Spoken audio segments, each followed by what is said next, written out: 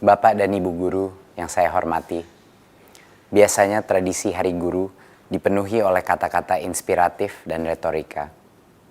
Mohon maaf, tapi hari ini pidato saya akan sedikit berbeda. Saya ingin berbicara apa adanya, dengan hati yang tulus kepada semua guru Indonesia dari Sabang sampai Merauke. Guru Indonesia yang tercinta, tugas Anda adalah yang termulia dan yang tersulit. Anda ditugaskan untuk membentuk masa depan bangsa, tetapi lebih sering diberikan aturan daripada pertolongan. Anda ingin membantu murid yang tertinggal di kelas, tapi waktu Anda habis mengerjakan tugas administratif tanpa manfaat yang jelas.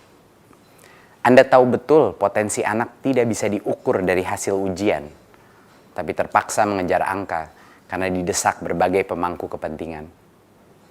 Anda ingin mengajak murid keluar kelas untuk belajar dari dunia sekitarnya, tapi kurikulum yang begitu padat menutup pintu petualangan.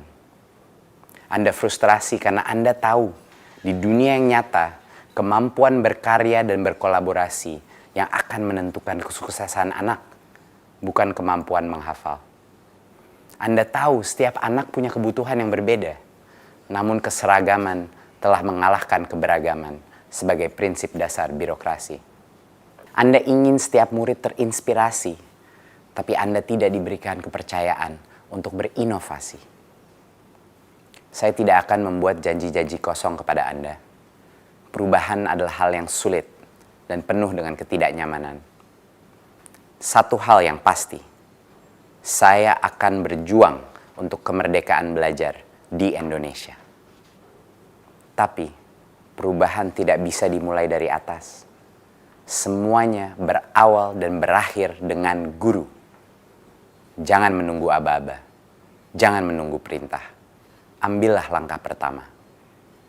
Besok, dimanapun Anda berada, lakukan perubahan kecil di kelas Anda.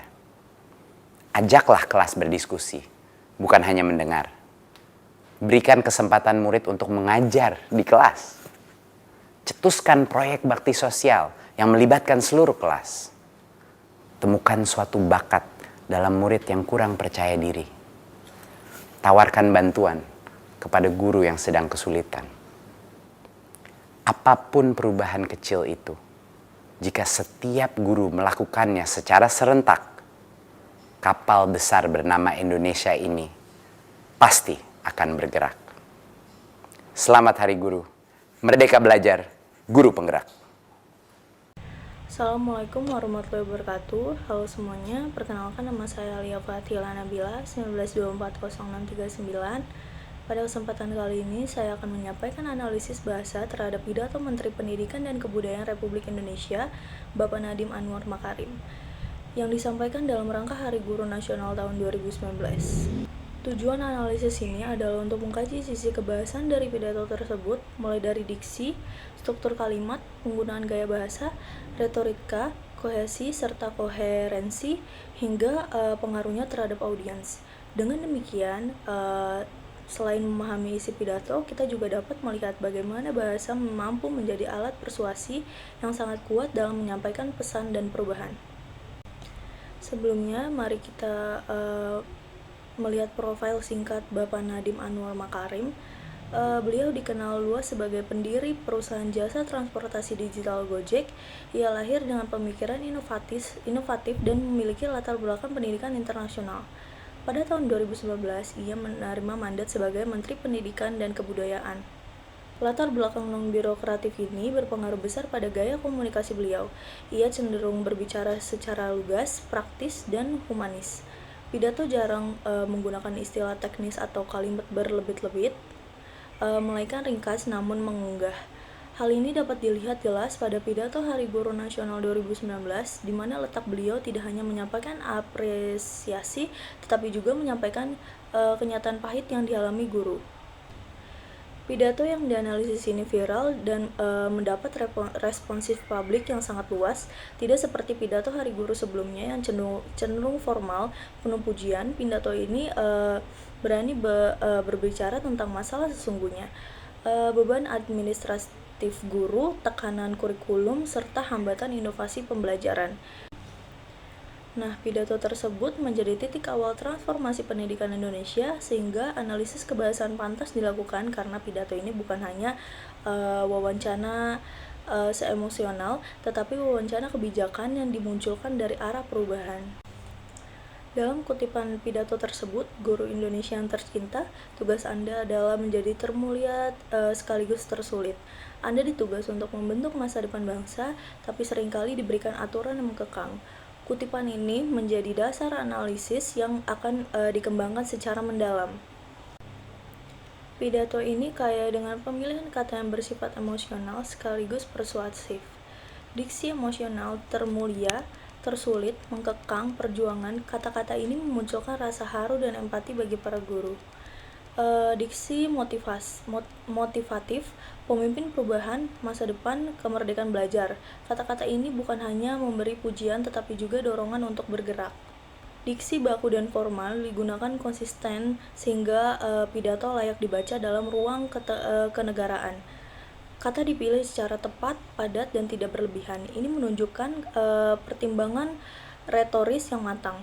Analisis ini menunjukkan bahwa diksi pada pidato ini efektif sebagai alat persuasi dan secara halus terhadap sistem pendidikan yang dianggap menghambat. Selanjutnya, struktur kalimat dan PUEBI. Pidato ini membangun dari banyak kalimat efektif, tidak ditemukan secara kalimat ambigu atau tidak baku. Struktur spoke memuncul dominan. Contohnya, Anda ditugaskan untuk membentuk masa depan bangsa. Jelas subjek, predikat, dan objek tujuan. Penggunaan kata penghubung seperti tetapi, namun, sehingga, karena memperkuat hubungan antar gagasan.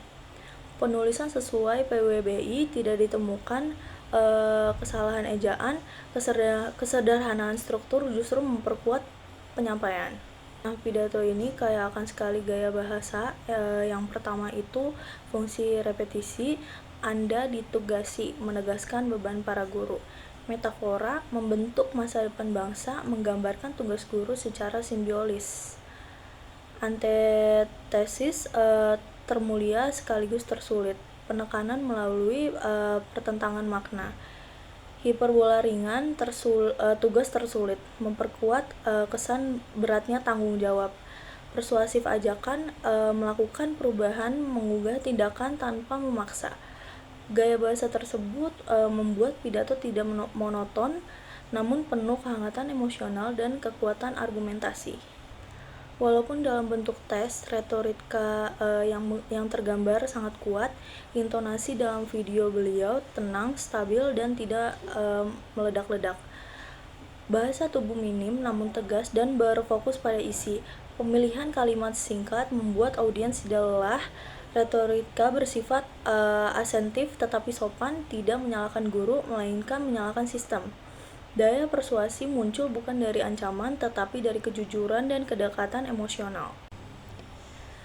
Hubungan antar gagasan mengalir secara lancar dan sistematif.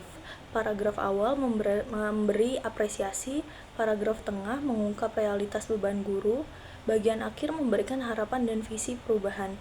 Tidak ada pergantian topik yang secara tiba-tiba, kalimat saling terikat melalui konjungsi, repetisi ide, dan konsisten tema.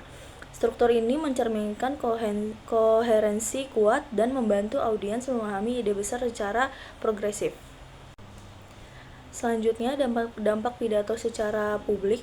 Pidato ini memicu reaksi publik yang sangat luas. Banyak guru merasa diwakili karena untuk pertama kalinya suara mereka disampaikan dalam forum kenegaraan. Selain itu, pidato ini berdampak pada lahirnya sebagai kebijakan pendidikan baru seperti Merdeka Belajar dan penyederhanaan administratif. Pidato ini bukan hanya sekedar ucapan, tetapi momentum reformasi.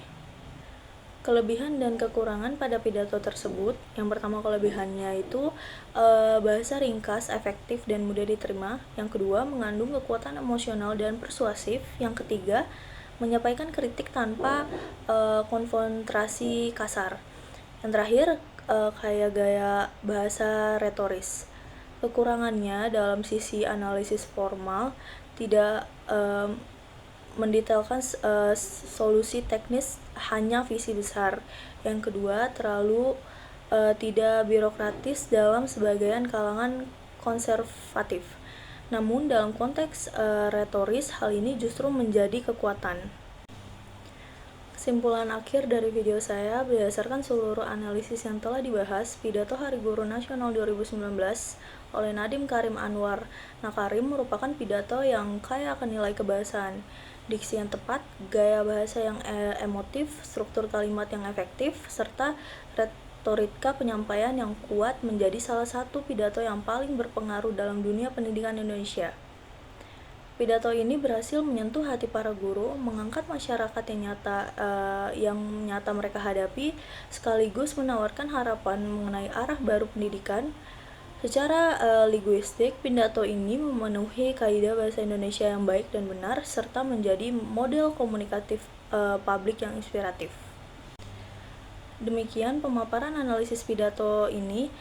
Terima kasih dari saya atas perhatian Anda. Wassalamualaikum warahmatullahi wabarakatuh.